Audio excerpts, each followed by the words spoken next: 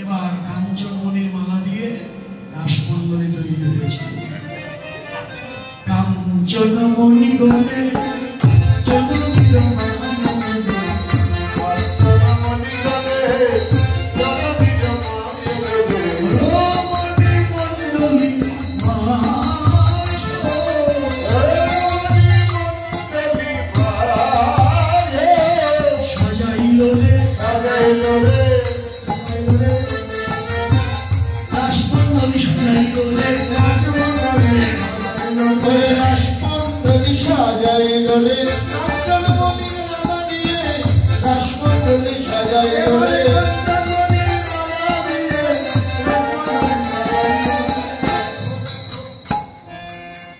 আমি ভেবেছিলাম আমার দিদিরা গাছে ফুলগুলো সব তুলল, ভেবেছিলাম আজকে হয়তো এই বৃন্দাবনেই দেবে, কিন্তু ওনারা মনে নিয়ে গেল সাদা ফুলগুলো সব মনে বাড়িতে নিয়ে গেল নাকি।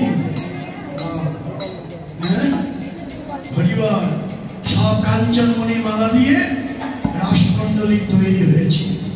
প্রতি গোপীর পাশে কৃষ্ণ দাঁড়ালেন। কি রাধারানী কি করলেন? প্রতি গোপীর পাশে কৃষ্ণ। এই যে রাধার মান মান কি সব গোপী আমার বন্ধুকে একভাবে পেয়ে গেল, আমি যা পেলাম ওরাও তাই পেল।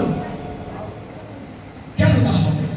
আমি হলো প্রধান গোপী, গোপীদের মধ্যে প্রধান গোপী আমি, আমিও যা পাবো অন্যান্য গোপীরাও তো পাবে কেন? এই জন্য রাধার হলো মান। এখন কৃষ্ণ বুঝতে পারলেন তো রাধার মানের করবেন প্রশমন, আর গোপীদের যে অভিমান আমরা গোবিন্দকে পেয়েছি, অভিমানের করবেন প্রসাধন।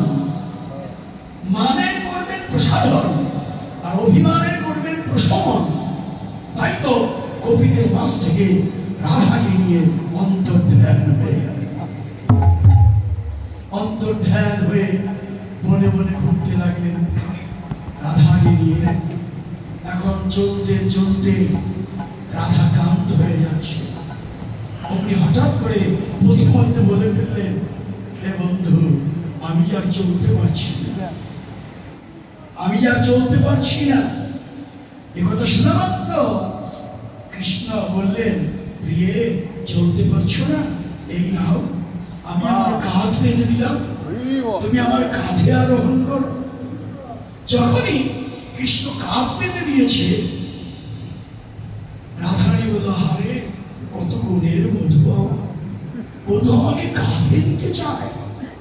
আরে কৃষ্ণ এক বস্তু, কৃষ্ণের গুণ আর এক বস্তু। যখনই কৃষ্ণের গুণের দিকে লক্ষ্য গেল, কৃষ্ণকে হারালেন। রাধার কাছ থেকে কৃষ্ণ হারিয়ে গেলেন। কৃষ্ণ শূন্য হয়ে রাধা ভুলণ্ঠিতা, আর ওদিকে সখীরা অন্বেষণ করছে কোথায় গেল। বৃন্দাবনের পথে পথে ঘুরছে। যেতে যেতে একটা ফলবতী বৃক্ষ দেখেছে। গোপিয়া বলল, দেখ দেখ, আমাদের বন্ধু এই পথ দিয়ে গিয়েছে, আমার বন্ধুকে দেখে এই ফলবতী বৃক্ষটা প্রণাম করেছে, কিন্তু দেখ আমাদের রাধা সঙ্গে ছিল তো, তাই আশীর্বাদ করতে পারেনি বলে ও মাথা নিচে করে নিয়েছে। এমনি করে চল, এদিক দিয়ে যায়। যেতে যেতে একটা বড় তাল বৃক্ষ, অনেক উঁচু। তুমি কি দেখেছো আমাদের প্রাণ বন্ধু কোন দিকে গিয়েছে? তাল বৃক্ষ কোনো কথা বলে না। কবি আমার দেখ দেখ, ও কত বড় আর আমরা কত ছোট, আমাদের কথা গ্রাহ্যই করিল না। আবার এগিয়ে যে অন্বেষণ, আবার এগিয়ে গিয়ে দেখছে তুলসী বন। এই তো এদিক দিয়ে গিয়েছে। হে তুলসী, বলো না বন্ধু, আমাদেরকে এই পথ দিয়ে গিয়েছে, কথা বলে না। শপথ নিত, ঈর্ষা, এই জন্য কথা বলছে না। এখন তন্ন তন্ন করে খুঁজছে, অন্বেষণ করতে করতে আরেকটু এগিয়ে গিয়ে দেখছে, ও কি ওখানে কি যেন পড়ে আছে, চল তো যাই।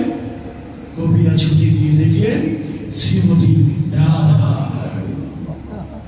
কিরে রাধে, আমরা তো ভেবেছিলাম প্রাণবন্ধু তোকে নিয়ে চলে গেছে, এই জন্য খুঁজছিলাম, আমরা কৃষ্ণহারা, কিন্তু এখন দেখি তুইও কৃষ্ণহারা, তুইও গোবিন্দকে হারিয়েছিস। আর ওরা ধোট, আর আমরা খুঁজবো না, আর আমরা খুঁজবো না, চল আমরা খুঁজবো না, আমরা সবাই একত্রে এক জায়গায় বসে অনুধ্যান করি। অনুধ্যান রাস, রাসের যে কত মাধুর্য, অনুধ্যান রাস। সবাই একত্রে বসে কৃষ্ণ কথা বলতে বলতে নয়নের জল, ভাবক বললেন, বৈষ্ণব বললেন, গোপীরা কৃষ্ণ কথা বলতে বলতে চতুর মতো গলে যাচ্ছে, গলে যাচ্ছে। এইরকম কৃষ্ণহারা বেদনা দর্শন করে গোবিন্দ কি আর লুকিয়ে থাকতে পারে? এবার তিনি আবার ছুটে এলেন ওই গোপীরা যেখানে কৃষ্ণ বলে কাঁদছিলেন, ঠিক গোপীদের মাঝখানে এসে দাঁড়ালেন। এবার আরম্ভ হলো মহারাস। এবার মহারাস আরম্ভ হলো। রাধারানী সঙ্গে নিয়ে গোপীদের সঙ্গে এক কৃষ্ণ সবার সঙ্গে মিলিত হলেন। বিল্বমঙ্গল গান ধরলেন।